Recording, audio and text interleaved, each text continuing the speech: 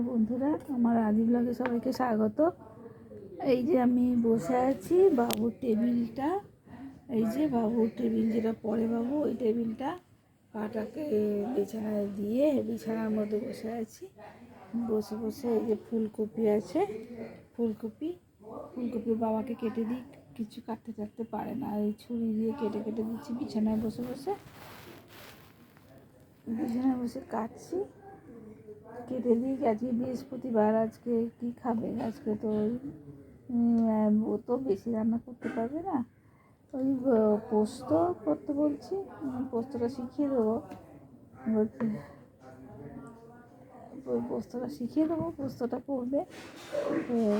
আর ডাল বসিয়েছে, ডাল হচ্ছে, পোস্ত হবে, আর উচ্ছে ভাতে দেওয়া হয়েছে।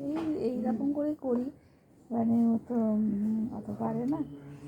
আমার এত খারাপ লাগছে, কী বলবো, যে মানুষ পারে না কিচ্ছু কোনোদিন করতে। দেখুন না কত কী করছে সারাক্ষণ। আবার ছেলেকে দেখুন গান করছে, আওয়াজ পাচ্ছেন কি? ও গান করে করে ছেলেকে খাওয়াবে, সে মুখ ধোয়াবে, সব কিছু করবে। এত মানে সাপোর্টিভ, কী বলবো, সব সময় যে বসে আছি পায়ে বালিশ দিয়ে, তার তলায় এসে আবার একটা বালিশ দিয়ে গেল। এই যে জলের বোতল ওখানে রাখা আছে, আপনাকে দেখাতে পারছি না, এই আমার পাশেই আছে জলের বোতল, দিয়ে গেল। ওষুধটা খেয়েছি, ব্যথার ওষুধটা তো সকালবেলা খেয়েছি। আমার কাজ এই বসে বসে এইসব করা, কত বসে থাকবো আমি, এতে ঘরে বন্দি হয়ে থাকতে একদম পারি না। আর ওই পাশের ঘরটা যেটা আমার বেডরুম, সেটা দেখে কিচ্ছু দেখা যায় না, কিচ্ছু করা যায় না। আমি এই মাঝখানের ঘরে, যেটা ঠাকুর ঘর, ওখানটা এসে বসে আছি। ওখানে একটা খাট আছে, ওর বাবা এখানে থাকে, বাবু আমি ওই ঘরে থাকি। তা আমি বেশিরভাগ সময় যা করি, রান্না বারান্দায় চলে যাই। আমাদের বাপের বাড়ি তো মফস্বলে, আপনাদের একবার বলেছি কি জানি না, বলেছি কি, আমার মফস্বলে কী সুন্দর চারিদিক, মানে গ্রাম্য মতন এলাকা, সবাই সবার সাথে কথা বলে, চারিদিক ফাঁকা, কিরকির সাথে কথা দেখা হলেই। আর এখানে তো পুরো বন্দি, সেটা মানিয়ে নিয়েছি, ঠিক আছে বিয়ের পর, কিন্তু কি আমি বেশিক্ষণ ঘরের ভেতরে থাকতে পারি না। আমি একটু কিছু করবো বারান্দায় গিয়ে বসবো, একটু কিছু করবো বারান্দায় গিয়ে বসবো, এরকম।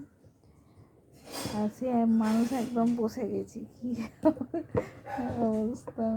বাবাকে দেখে এত মায়া লাগছে, কী বলবো, আপনি কী বলবেন। বেচারি অফিস বন্ধ করে সব করছে, মানে কী করবো, কী করবে। দেখি বোনের বাড়ি যাবো। আবার একটা সমস্যা, আবার যদি কোনো সমস্যা হয় কোথায় যাবো? ভাই আছে যদিও, অসুবিধে নেই, আমি একটু তো বড্ড ভয় লাগে। ছেলে নিয়ে যাবো, ছেলের জন্য একবারে ও তো কিছু বলতে পারে না, ওর জন্য আমার মানে প্রচণ্ড চিন্তা। ওরটা সবটা আমি বুঝে দিয়েছি, ওর বাবা বোঝে সবটাই, কিন্তু আমি বেশি বুঝি ওর ব্যাপারটা, ও কখন কী হচ্ছে না হচ্ছে সব কিছু। নানা রকমের ওষুধপালা সব নিয়েছি, নিয়ে যাই বোনের বাড়ি। আর কী করবো, এখানে কতদিন থাকবো, একটা মানুষকে কতদিন খাটাবো বলুন না।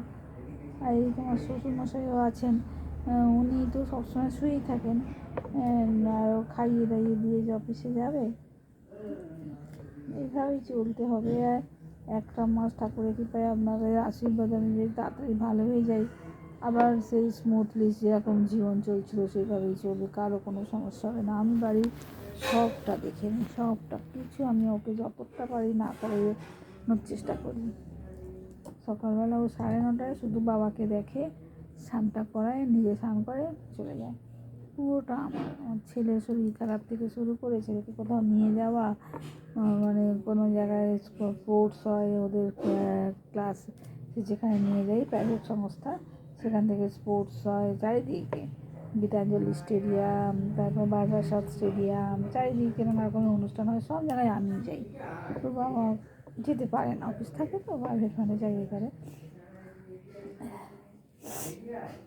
এই মানে এখন পুরোটা কী বলবো, পুরোটা সব করতে হচ্ছে।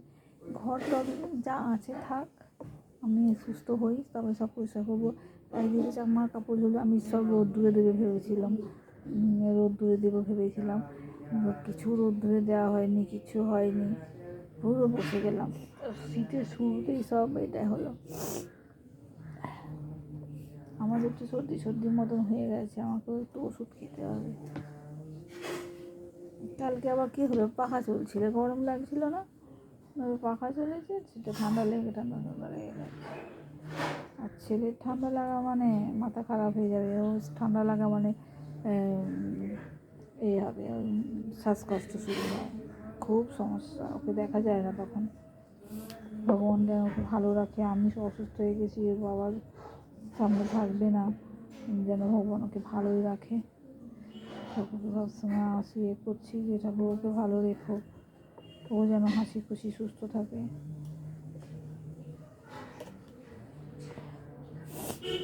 বোনের ওপর চাপ পড়ে যাবে এই একটার জন্য ইচ্ছা করছে না, আর না গেলেও নয়, কি করবো ভাবছি।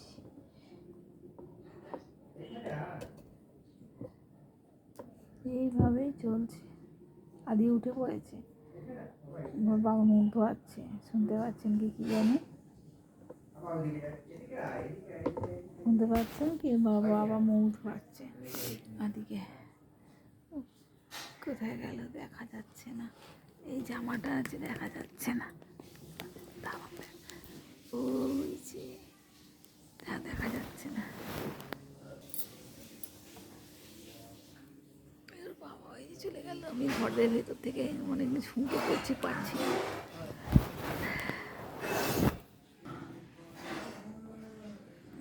পুজো হবে, ঠাকুর এখানে, এখানে ঠাকুর থাকে, এই যে গণপতি বাবা, আরও সব ঠাকুর আছে। বৃহস্পতিবার পুজোটা তো আমাকে আস্তে আস্তে করতেই হবে, বাবা কত করবে। বাবু আয়, ও ফোন নিয়ে দিকে আছে।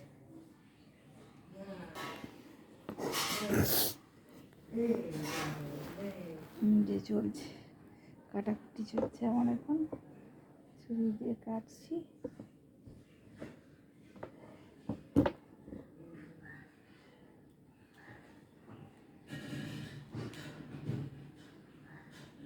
কপির এই সাইডের যে একটা থাকে না আসমান, ওটা নাচছে, ওটা ছাড়িয়ে দিলে দেখবেন তাড়াতাড়ি সেদ্ধ হয়ে যায়, একটা ভালো মানে কেমন একটা, মানে কেমন একটা লাগে।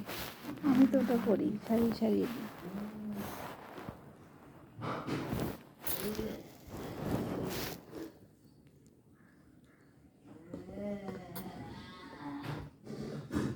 রাত্রিরে আবার কি খাবে জানি না, কীভাবে আবার কত রান্না করবে বলুন না, বেটা ছেলে পারে, অনেকটা টাইম লেগে যায়। এই একটা দুটো তরকারি রান্না করতে তো অনেকটা টাইম লেগে পারে না। এ বাবু, বাবু, এ বাবু, বাবু রে, আয় দেখ এদিকে আয়, কোথায়, উঠে যেতে পারছি না তো, ডাকছি। এ বাবা, ওই যে ও হয় চলে গেল।